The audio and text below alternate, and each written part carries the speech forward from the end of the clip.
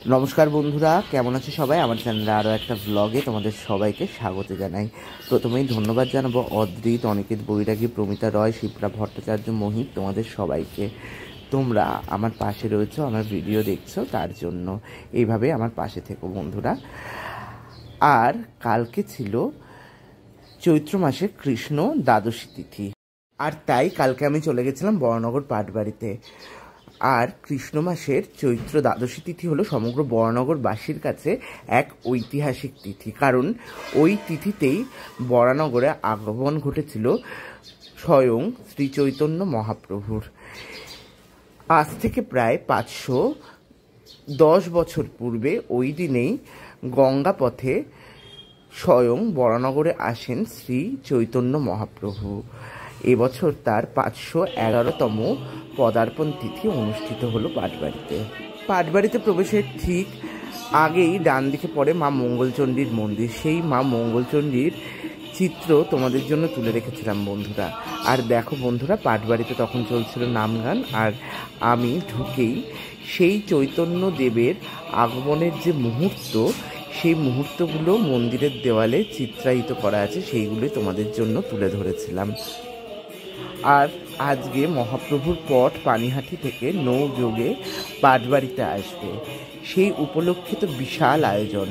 চারিদিক যেন উৎসব মুখর হয়ে উঠেছে, আর চলছে অষ্টপ্রহর নাম সংকীর্তন। 64 মাহান্ত সহ সপার্ষদ শ্রী গৌরাঙ্গ মহাপ্রভুর চিত্র এই মন্দিরের দেওয়ালে অঙ্কিত রয়েছে। অত্যন্ত মনোরম পরিবেশ। এমনি দিনে গেলে তো খুবই মনের শান্তি লাভ করা যায়। কালকে যেহেতু বিশেষ তিথি ছিল, বিশেষ উৎসব, তাই অল্প একটু ভিড় ছিলই।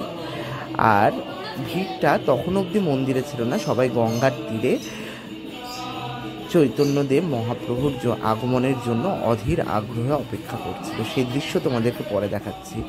আর দেখো বন্ধুরা, এনারা হলেন পাটবাড়ির নিত্য সেবিত বিগ্রহ নিতাই চাঁদ আর গৌরাঙ্গ মহাপ্রভু, একদিকে রাধাকৃষ্ণ আর আরেকদিকে শ্রী জগন্নাথ, বলরাম আর সুভদ্রা দেবীর বিগ্রহ। বরানগরে থেকে অনেক ছোটবেলা থেকেই পাটবাড়িতে আমার যাতায়াত। আমার কিন্তু পাটবাড়ির দেবশৃঙ্গার অত্যন্ত প্রিয়। একদম বাচ্চাবেলা থেকে যাচ্ছে তো একখানা আলাদাই নস্টালজিয়া কাজ করে। আর সব থেকে আমার ভাল লাগে যখন পাটবাড়িতে গাছের ফুলে বিভিন্ন রকম মালা গেঁথে মহাপ্রভুদের সাজানো হয়। বিকালের শৃঙ্গার সত্যি দেখার মতন। পাটবাড়ির ঝুলন উৎসবও খুব বিখ্যাত। ঝুলনের সময় আগে বিভিন্ন রকম বেশে এইখানে বিগ্রহদের সাজানো হতো। চারিদিকে নানান রকম মডেল দিয়ে সুন্দর করে এই মঞ্চ সাজানো হতো। ইভেন রাজচক্রগুলো আবার ঘুরতো, তাই দেখে আমি অবাক হয়ে যেতাম। এখন যদিও বা অত কিছু করে সাজানো হয় না, কিন্তু এখনও যতটা হয় ততটাও কিন্তু খুবই নয়নাভিরাম হয়। আর দেখো বন্ধুরা, এখন দর্শন করাচ্ছি শ্রী জগন্নাথ, বলভদ্র আর সুভদ্রা দেবীকে। আর এই বকুলেশ্বর মহাদেবের এই জায়গাটাও কিন্তু বেশ প্রাচীন। আর যেহেতু আজকে বিশেষ তিথি, তাই জন্য দেখো বন্ধুরা, পুলিশ মোতায়েন হয়েছে ভিড়টাকে কন্ট্রোল করার জন্য। আর মন্দিরে ঢোকার মুখেই ঠিক বাঁদিকে এনাদের সংগ্রহশালা পড়ে। এমনি দিনে গেলে সংগ্রহশালার ভেতরেও মাঝে মধ্যে ঢুকে দেখি, কালকে আর যাইনি। তারপর যাই হোক, সেখান থেকে আমি হেঁটে হেঁটে চলে গেছিলাম একবারে গঙ্গার ধারে গৌড়ের যে নৌকা আসবে গৌরাঙ্গ মহাপ্রভুর, সেই নৌকার দর্শন করতে। আর আমি যখন যাচ্ছি তখন দেখছি কাতারে কাতারে ভক্ত ওই দিকেই যাচ্ছে। আমার যেতে মোটামুটি একটু দেরিই হয়ে গেছে। যখন আমি গঙ্গার ঘাটে পৌঁছেছি তখন তো গঙ্গার ঘাটের অবস্থা দেখে আমার পুরো মাথায় হাত। নৌকা করে যে মহাপ্রভু আসবেন দেখবো কি করে? অজস্র মানুষ ওইখানে লাইন দিয়ে দাঁড়িয়ে রয়েছে অনেক আগে থেকে। তখন আমি কি করব বুঝতে না পেরে কি করলাম, এই ভিড়টার থেকে প্রথমে বেরিয়ে গেলাম। যদিও বা গৌরাঙ্গ মহাপ্রভু আসবে, সবাই খুব সুন্দর করে নাম কীর্তন করছে, এই জায়গাটাও খুব ভালো, কিন্তু যেহেতু ওনার নৌকাটা দেখতে পাবো না, তাই জন্য আমি এই ভিড় থেকে কোনো রকমে ঠেলে ঠুলে বাইরে বেরিয়ে গেছি। আসলে এই জায়গাটায় এই দিনকে প্রচুর ভক্তের সমাগম ঘটে। বেরিয়ে গিয়ে আমি চলে গেছিলাম পাশেই একখানা জুট কোম্পানির পরিত্যক্ত বাগান বাড়িতে। সেই বাগান বাড়িরও একখানা মানে বর্জিত ঘাট রয়েছে, আর বাগান বাড়ির সামনেই রয়েছে গঙ্গা, যেখান থেকে খুব ক্লিয়ারলি দেখা যাচ্ছিল ওই দেখুন বন্ধুরা গৌরাঙ্গ মহাপ্রভুর নৌকা ধীরে ধীরে পাটবাড়ির দিকে আসছে, বরানগরের দিকে আসছে। 511 বছর আগে, আজ থেকে 511 বছর আগে এই পথে, এই জলপথেই কিন্তু মহাপ্রভু আমাদের বরানগরে এসেছিলেন।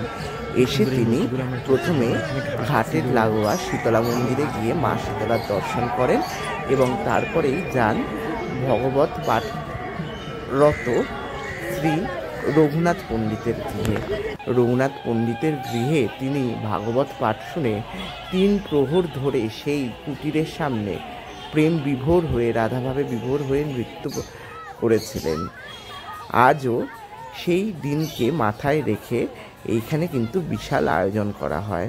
মহাপ্রভুর পট পানিহাটি থেকে জলযোগে নিয়ে আসা হয় পাটবাড়িতে।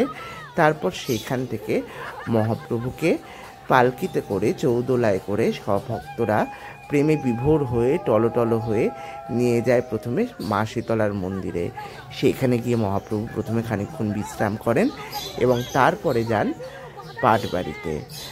আজও পাটবাড়িতে মহাপ্রভুর পাদুকা রাখা রয়েছে। আর এই উপলক্ষে কালকে তো মহাপ্রভু এসেছেন আমাদের বরানগরে, আজকে পাটবাড়িতে মহা উৎসব। 64 মহন্তর ভোগ রাগ এইসব অবশ্যই খুব ভালো করে হবে। যারা বরানগরে থাকে তাদের কাছে এইগুলো একটা উপরি পাওনা। আসলে বরানগর তো বহু প্রাচীন জনপদ, এখানে প্রচুর প্রাচীন প্রাচীন জায়গা রয়েছে। সেই জায়গাগুলোর মাহাত্ম্য অনুভব করলে বেশ ভালোই লাগে। আর দেখুন বন্ধুরা, ভক্তরা কীরকম অধীর আগ্রহে তার গৌরহরির জন্য অপেক্ষা করছে। সকলে কিন্তু যে যার মতন করে স্বাগতর ব্যবস্থা করেছে। কেউ রাস্তায় আতর ঢালছে, কেউ চামর ব্যঞ্জন করছে, কেউ পুষ্পবৃষ্টি করছে, কেউ বা আবার প্রেমে বিভোর হয়ে নৃত্য করছে, কারণ আজ গৌরহরি আমাদের মধ্যে এসেছেন। আর ওই যে জোড়া নৌকায় করে গৌরহরির পট এসেছে, সেই পটকে এখন চৌদোলায় নিয়ে যাওয়া হবে। সেই দৃশ্য আমি দেখেছি, কিন্তু এই যে গাছটা ছিল বলে খুব ভালো করে আপনাদেরকে দেখাতে পারছি না। তবে আমার কিন্তু খুব ভাল লেগেছে। অনেক বছর বাদে এবছর আবার আপনাদেরকে দেখাবো বলে আমি পাটবাড়িতে গেলাম। এর আগে চট করে আমার যাওয়া হতো না, যে বছর সুযোগ পেতাম সে বছর যেতাম, কিন্তু চট করে যাওয়া হতো না। এই দেখুন বন্ধুরা, এই পটচিত্রই কিন্তু আমাদের পাটবাড়িতে গৌর আগমনীতে আসে। খুব সুন্দর করে মহাপ্রভুকে চৌদোলায় তোলা হচ্ছে। যেরকম মহাপ্রভুর পদধূলি ধন্য হয়েছিল নবদ্বীপ ধাম, বৃন্দাবন ধাম, সেরকমই বরানগরও কিন্তু মহাপ্রভুর পদধূলি ধন্য। এই মহাপ্রভুর লীলাক্ষেত্র হয়ে উঠেছে বরানগর। মহাপ্রভুর আগমন উৎসব এত জমকালো আর এত প্রেম বিভোর, এইখানে না গেলে তো তা অনুধাবন করাই যাবে না। অনুভব বলছি, আসলে কথা বলতে বলতে জানো তো বন্ধুরা, মানে এই ভাবটাকে কি করে তোমাদের সামনে প্রকাশ করব সেটা সত্যিই মানে আমি প্রকাশ করতে পারছি না। কারণ যেটা আমরা সামনে থেকে গিয়ে দেখি, সেই প্রেম বিভোরতা, সেই আকুলতা, সেই ব্যাকুলতা ঈশ্বরের প্রতি তার ভক্তদের, সেটা ঠিক ভাষায় ব্যক্ত করা যায় না। যতটা পারলাম ততটাই ব্যক্ত করলাম। আর মহাপ্রভুর এই পালকি দর্শন করতে, পালকি স্পর্শ করতে খুবই মানে সৌভাগ্যের ব্যাপার। মহাপ্রভু যাতে অধিষ্ঠান করছেন, আমিও একটু স্পর্শ করে নিয়েছিলাম, কিন্তু এইটুকু জায়গায় এত ভিড় হয়ে যায় যে চট করে আর বেরোনো যায় না। অতি কষ্টে এপাশ ওপাশ করে তাও কোনো রকমে বেরিয়েছি মহাপ্রভুর পটটা তোমাদেরকে খুব ভালো করে দেখাবো বলে। দেখো বন্ধুরা, কি সুন্দর মহাপ্রভুর পট। আর যে বলছিলাম না প্রথমে যে মহাপ্রভু শীতলা মন্দিরে গিয়ে অধিষ্ঠান করবেন, এই হলো সেই প্রাচীন মা শীতলার মন্দির। পরে যদিও বা সংস্কার হয়েছে, এইখানেই মহাপ্রভু খানিকক্ষণ অধিষ্ঠান করবেন, তারপর যাবেন পাটবাড়িতে। এইদিকে পাটবাড়ির প্রবেশপথ ভক্তরা সাজিয়ে দিয়েছে নানান রকম ফুলের চাদরে। উপর দিয়ে হেঁটে গৌরাঙ্গ মহাপ্রভুর চৌদোলা ঢুকবে মন্দিরে। মহাপ্রভুর মন্দিরে ঢুকতে ঢুকতে প্রায় 7টা, 7:30 বেজে যাবে। তাই অতক্ষণ আর অপেক্ষা করিনি। এরপরে তো আমাকে আবার আমার কাজের জায়গায় যেতে হবে। কিন্তু এই ভিডিওর পরে তোমাদের সাথে শেয়ার করব আরও কিছু কথা, তাই জন্য অবশ্যই একটু কথাগুলো মন দিয়ে শুনো তোমরা। বন্ধুরা, গৌরাগমনের ভিডিওটা তো শেষ হয়ে গেছে, কিন্তু এই ভিডিওর পর আমার বেশ কিছু কথা তোমাদের সাথে একটু বলতে ইচ্ছা করেছে, একটু শেয়ার করতে ইচ্ছা করেছে, তাই জন্য এই মাধ্যমটাই আমি বেছে নিলাম। চট করে তো আমি খুব একখানা তোমাদের কিউএনএ প্রশ্নের উত্তর এতদিন দিয়েছি, কিন্তু নিজের মনের কথা বলার জন্য এই প্রথম কোথায় ভিডিওটা করছি।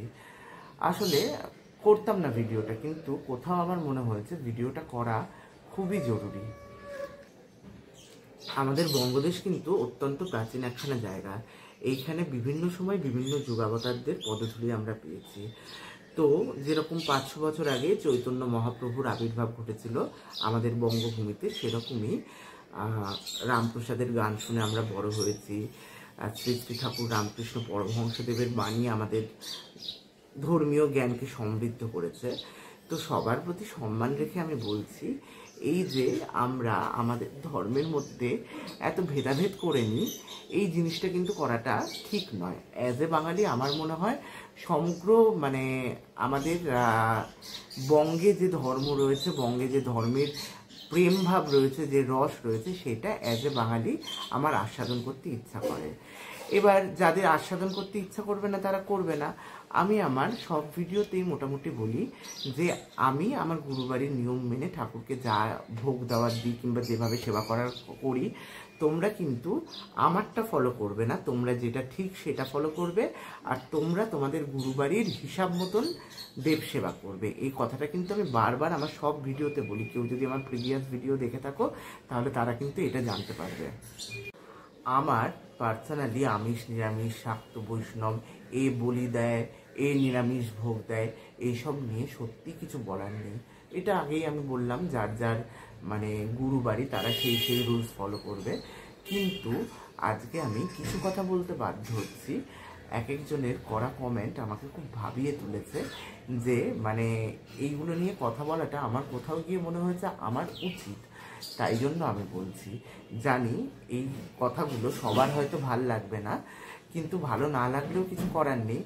তারা যখন তাদের মনের ফ্রাস্ট্রেশন আমার উপরে দেওয়ার জন্য প্রত্যেকদিন এসে ভিডিওতে বিভিন্ন রকম নেগেটিভ কমেন্ট করতে পারেন, তাহলে আমারও মনে হয় তারা যেটা করতে পারছেন সেটা সবাইকে জানানোটায় আমার অন্তত কোনো দোষের কিছু নেই। তাই জন্য আগেই আমি সকলের থেকে ক্ষমা চেয়ে নিচ্ছি। বেশ কয়েক মাস আগে আমি আমার চ্যানেলে একখানা নিরামিষ মাংসের ভিডিও দিয়েছিলাম। নিরামিষ মাংস এই কারণেই বললাম, কারণ আমি সেই ভিডিওটা দেওয়ার সময়ও বলেছি যে কেউ যদি তার বাড়িতে এমনি এটা বানিয়ে খেতে চায় সে খেতেই পারে, আর সেইটা প্রসাদী তখনই হবে যখন আমরা সেটা দেবকে নিবেদন করে তারপর সেটা গ্রহণ করব। তো যাই হোক, এই যে দেবদেবীকে আমিষ ভোগ দেওয়ার নিয়ম, সেটা কিন্তু আমাদের হিন্দু ধর্মের বহু ধারায় রয়েছে। সুতরাং এইটা একা আমি করছি কিংবা এটা একা আমি অবাক করার মতন কাজ করছি এরকম কোনো ব্যাপার না। কিন্তু যারা প্রসাদ ভোজী তাদেরকে কে বোঝাবে? তাদেরকে তো কেউ বোঝাতে পারবে না। এবার সেই জন্য আমি জানি যে এরকম ধরনের কোনো রকম কমেন্ট আমার জন্য আসতে চলেছে। তো আমারই চ্যানেলে একজন একনিষ্ঠ আমার চ্যানেলের একজন দর্শক বন্ধু, সাবস্ক্রাইবার কিনা আমি জানি না, তবে আমার একনিষ্ঠ সমালোচক বললে তাকে ঠিক ডেসক্রাইব করা হবে। তিনি হলেন সঞ্জীব চক্রবর্তী মহাশয়। আমি ভেবেছিলাম নামটা বলবো না, কিন্তু উনি যখন এরকম পাতার পর পাতা হেট কমেন্ট করতে পারেন তখন ওনার নাম বলতে আমার অন্তত কোনো আপত্তি নেই। তো যাই হোক, উনি শ্রী শ্রী ঠাকুর অনুকূলচন্দ্রের আশ্রিত। উনি যেখানকার আশ্রিত হোক, সেই জায়গার প্রতি সম্মান রেখে আমি বলছি যে ওনার বলা কথাগুলো আমার মোটেও ভাল লাগেনি। তো উনি নানান রকম কথা বলেছেন, বলে নানান রকমভাবে সমালোচনা করেছেন, সেটা উনি করতেই পারে। ওনার যে কমেন্টটা আমার সব থেকে বেশি খারাপ লেগেছে সেইটা আমি একটু তোমাদেরকে পড়ে শোনাতে চাই। সঞ্জীব চক্রবর্তী লিখেছে, এই কমেন্টটা আমি স্ক্রিনশটের সাথে স্ক্রিনের সাথে অ্যাটাচ করে দেবো। আপনার হাত কেটে ম্যারিনেশন করুন বলে কতগুলো হাহা স্মাইলি রিয়াকশন দিয়েছেন। দেখবেন কেমন লাগে, বহুত মজা পাবেন। মাংস খান, ছি ছি ছি, ভেরি ব্যাড। আপনারা কি করে একটা নির্জীবকে মেরে খেতে পারেন, আবার বলেন মানুষ ভগবান? তো কি মটন চিকেন কি ওষুধ দানব? প্রসঙ্গত বলে রাখি,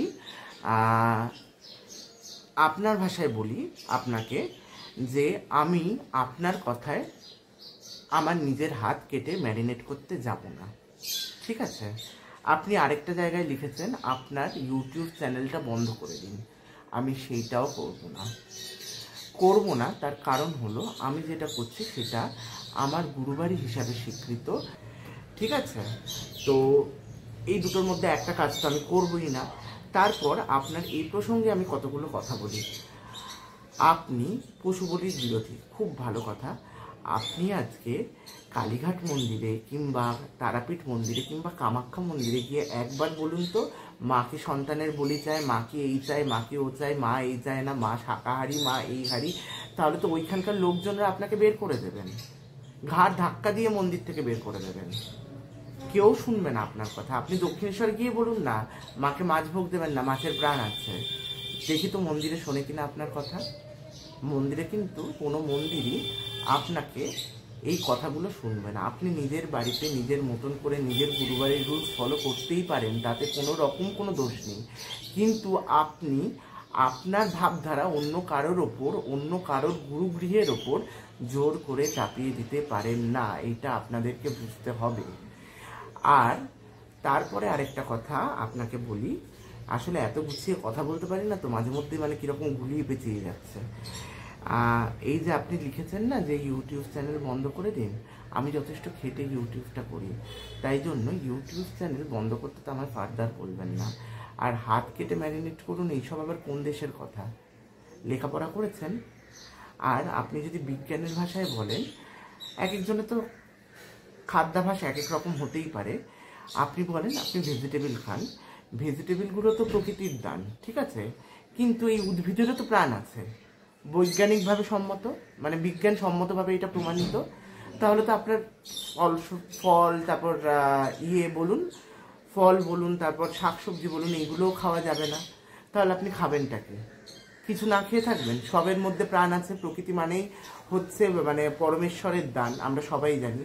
এইখানে পরমেশ্বরের যেরকম দান প্রকৃতি, সেরকম প্রকৃতিতে পরমেশ্বর কিন্তু এখানে খাদ্য শৃঙ্খলও তৈরি করে দিয়ে গেছেন, ঠিক আছে? এর মধ্যে আমাদের যে মানে খাদ্যাভ্যাস গ্রহণের হিসাবে আমরা কেউ নিরামিষাশী, কেউ আমিষ আহার গ্রহণ করি, তো তাই নিয়ে তো তার দেবসেবার মধ্যে কোনো রকম এফেক্ট পড়ার কথা না।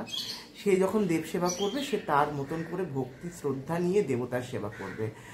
আর সঞ্জীব চক্রবর্তী, আপনাকে বলি মশাই, আমি শুধু ইউটিউব করি না, আমি অন্যান্য নানান রকমও কাজ করতে হয় আমায়। তো আপনি দিন শেষে মানে সারাদিন আপনি আপনার কাজকর্ম করলেন, করে আপনি যখন বাড়িতে এলেন রাত্রেবেলা, আপনি আপনার সারাদিনের ফ্রাস্ট্রেশন